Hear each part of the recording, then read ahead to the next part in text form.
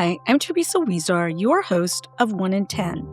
In today's episode, How CSAM Fuels Ongoing Abuse, I speak with Dr. Ted Cross, Senior Research Professor at the University of Illinois Urbana-Champaign. As child abuse professionals, we are aware of the proliferation of child sexual abuse materials online.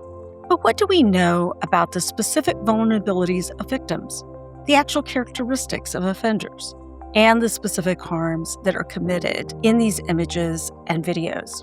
A key challenge for researchers is how to explore these important topics without, on the one hand, violating the privacy of victims, and on the other, exposing researchers to overwhelming amounts of traumatic material. As you will hear, Ted and his team used an ingenious approach to learn more while addressing these important concerns. What children seem to be most vulnerable to CSAM exploitation? What can we learn about the relationships between the offender and the children that they're victimizing?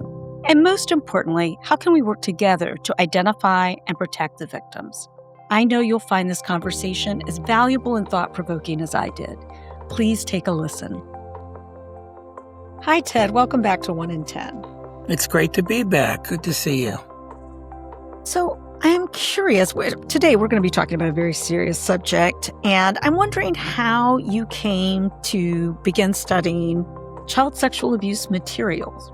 It was a real partnership among some very dedicated field of people who've been working to respond and address child abuse for many years and kind of found each other and formed a partnership building on all of their skills together. And there was Camille Cooper, who's been an advocate on behalf of victims for many years, crafted a good deal of legislation to help protect victims who've been affected by child sexual abuse material.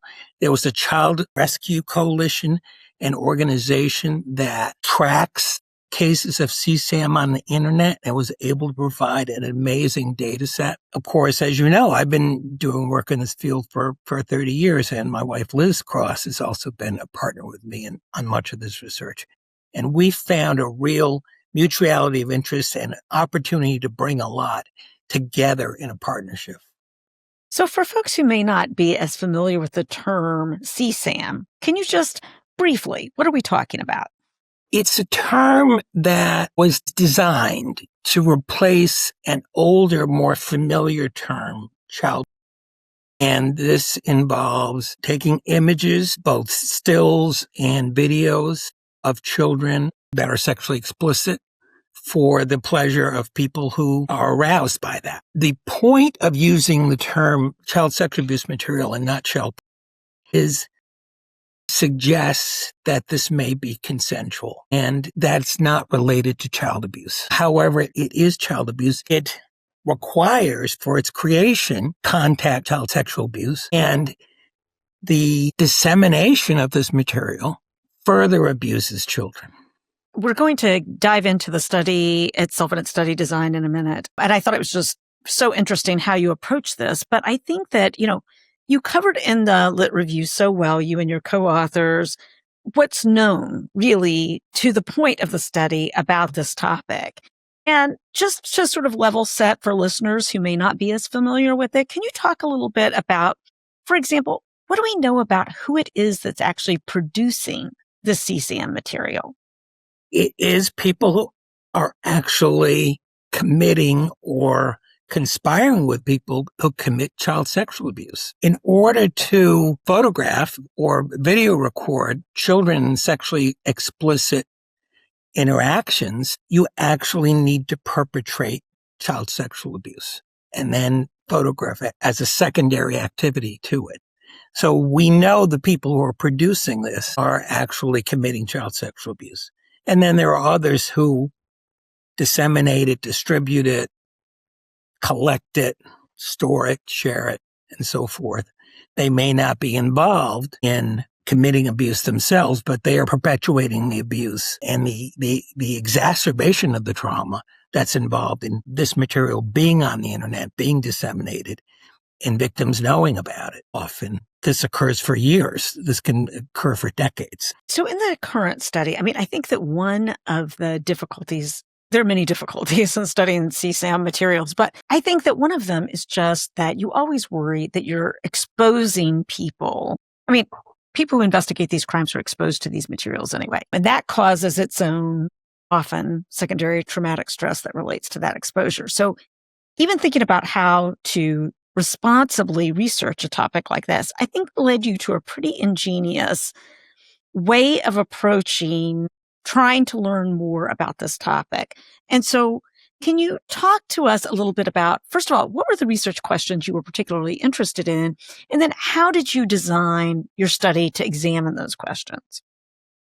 We were interested in the nature of the abuse portrayed in the CSAM material, the severity, and which particular categories of children were involved in the most severe abuse represented in this child sexual abuse material. Actually, looking at the CSAM itself would raise enormous ethical questions. It would certainly put our own mental health at risk.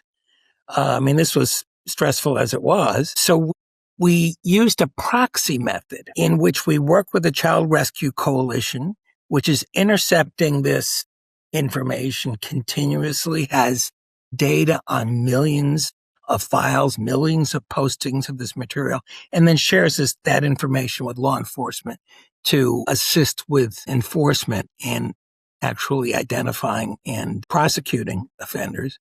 The Child Rescue Coalition, along with capturing the files in their database, captured the file names of the files, just the file names.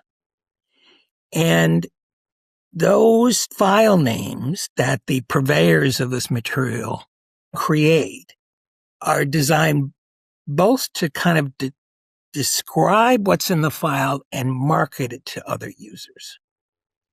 So they're very descriptive, these file names, very, which is why very they could serve as a proxy. Descriptive. Many of the file names actually consist of a list of features to make it possible to search and find particular kinds of sex, particular ages and races of victims, and so forth.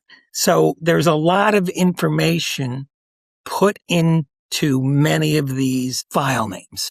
And we use that as a proxy method. We made an assumption, and it's not a foolproof assumption, but I think it's a reasonable assumption, that the file name was reasonably descriptive of the content of the child sexual abuse material in the file.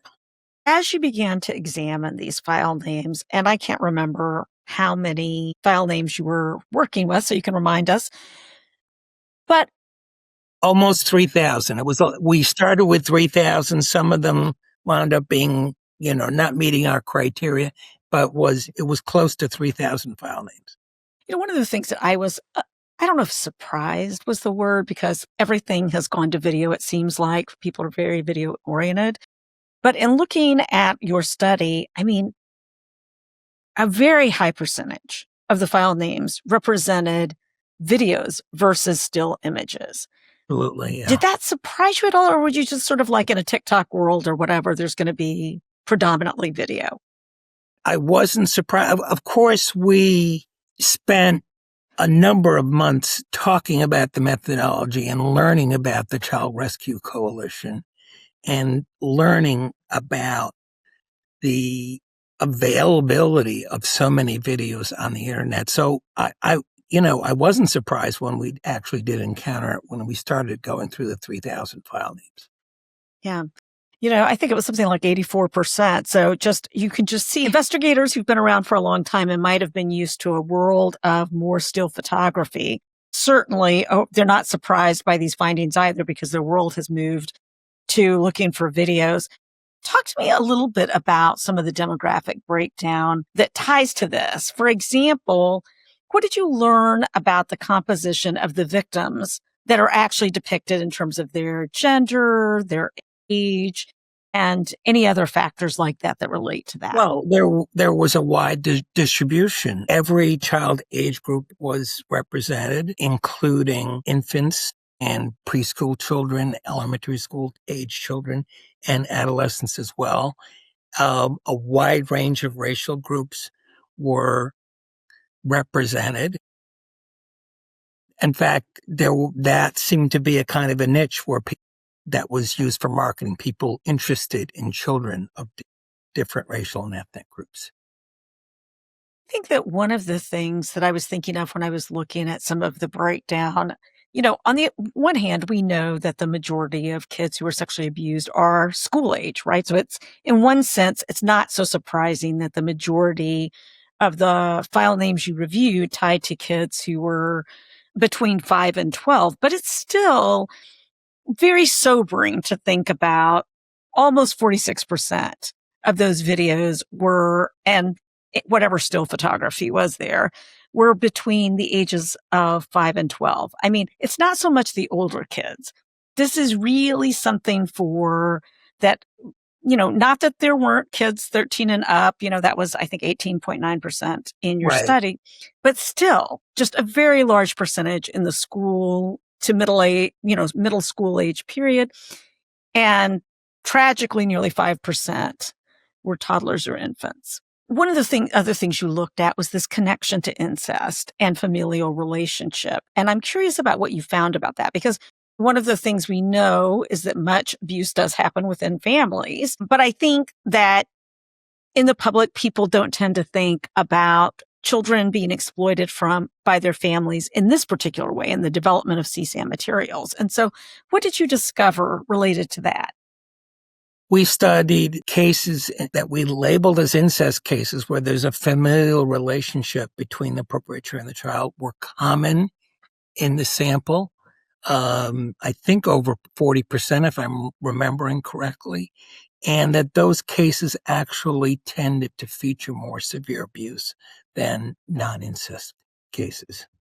I know that, and I want to be a little bit careful here because this material can turn graphic in a hurry. But one of the things that you looked at also was the sort of how common it was for facts to be as a part of this. And I think part of that is, again, I think often in the way that this has been portrayed in the public has been that, it's just a very wide range and maybe there's a tiny proportion that's this.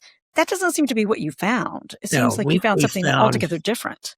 We found a high rate in the cases that we reviewed. Over 37% of cases involved sexual activity involving a child or children or both children and adults, or even sadism. So you were talking just a moment ago about race or ethnicity and the fact that there are some offenders who seem to search for a particular racial or ethnic group or age group or anything else.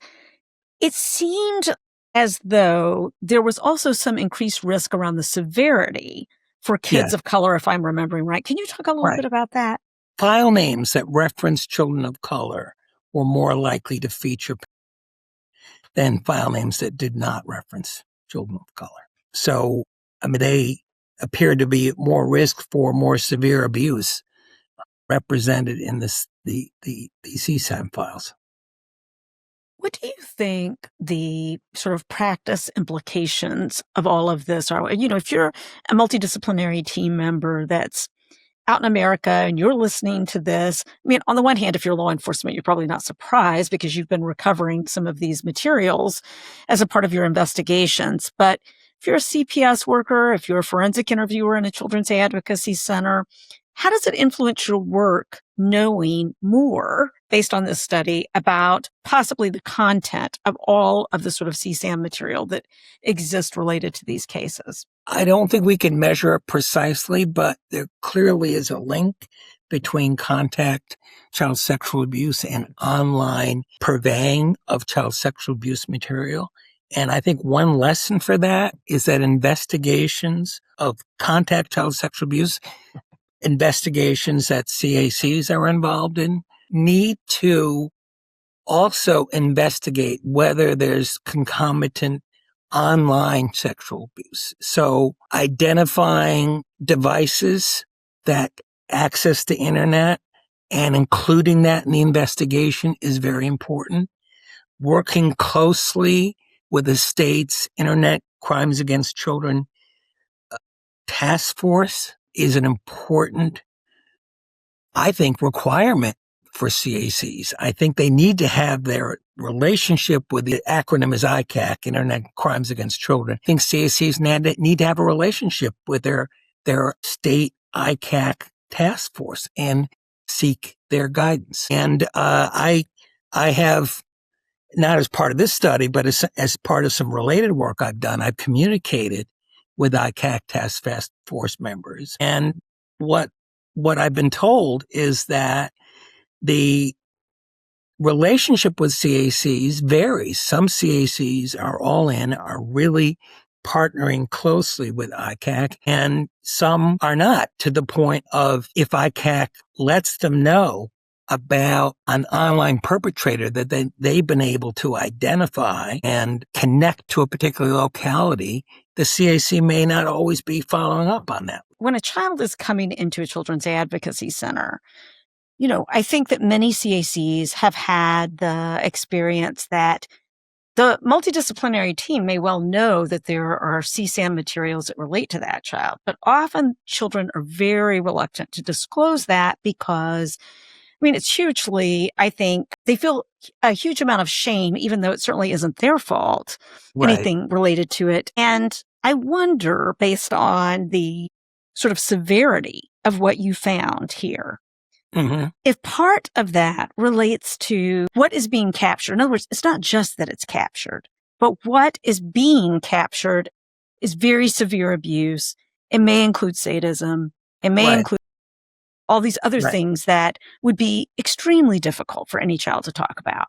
Yes, absolutely. Absolutely. It substantially exacerbates the trauma that children can experience. And when you think that these images are circulated on the internet for years and years and years, there are images of children from 20 years ago that are still accessible on the internet. And child victims may have to live with that throughout their childhood and into adulthood. That shame that can be connected to that is kind of incalculable. Yes. And I think it speaks to the need for treatment that is able to address the kind of very serious things that we're talking about too. When you think about the study and what you found, are there some public policy implications that you think attend to this? Well, I'm going to go back to, I think the support for the gathering of data and investigation of internet crimes and for linkages between practitioners who are working on internet crimes, online purveying of CSAM and contact sexual abuse is really essential. And I think any kind of state legislation that can support those linkages is important. I'm not a real expert on legislation designed to protect child victims and combat CSAM, but there is the whole question about the responsibility of companies that host internet activity in identifying, preventing, and mitigating the effects of CSAM. For sure. And that's a whole episode in and of itself, Ted, right? Yes. I'm wondering what's next for you research-wise. Are you doing more work in this area, or has your attention, which I know many researchers have multiple studies going on at all times, has it turned elsewhere? I'll tell you what I'm interested in. I have so many interests related to CACs, you know that. I do know that. We're glad of it. But I am very interested in studying the interaction between CAC professionals, MDT members, and those specialists in law enforcement who are really studying and tracking online sexual abuse material, and whether those linkages can really be strengthened and made more effective. I know there have been model CACs that have really developed that relationship, that have internet specialists on their MDT, for example. And I'd like to see how common that is and whether that can be strengthened, and then whether that has an impact on outcomes for individual cases. Well, we would love to see that study. And you're right. It is interesting and variable in the sense that there are some large urban centers in which the ICAC person, the task force commander or staff are actually housed at the CAC. Right. Examples of that across the country. And then there are many areas where there might be one ICAC task force for an entire state, and they may or may not be closely connected. And so I really, echo your hopes to look further into, especially the effectiveness of those that are co-housed, because I think, that's about the closest connection you can get, right? I'm really interested in multidisciplinary teams. This is a little bit tangential, but I'm actually working on a conceptual model for how MDTs actually function, down to the individual interactions between the MDT members in case review meetings. And we're preparing an article that we anticipate completing this year. I'm excited to see it when it's done. That's so interesting. Well, I think there is so much to unpack around multidisciplinary teamwork still, even Right. after all these years. So I appreciate you continuing to dig into all of its various aspects, because we certainly, I feel, still don't know all the elements of what makes that most effective. We know that it's important, but in terms of exactly what combination of things is most effective, I think is yet to be seen. So is there anything else you wanted to make sure that we talked about related to this paper today, or anything else that was a question that I should have asked you but didn't?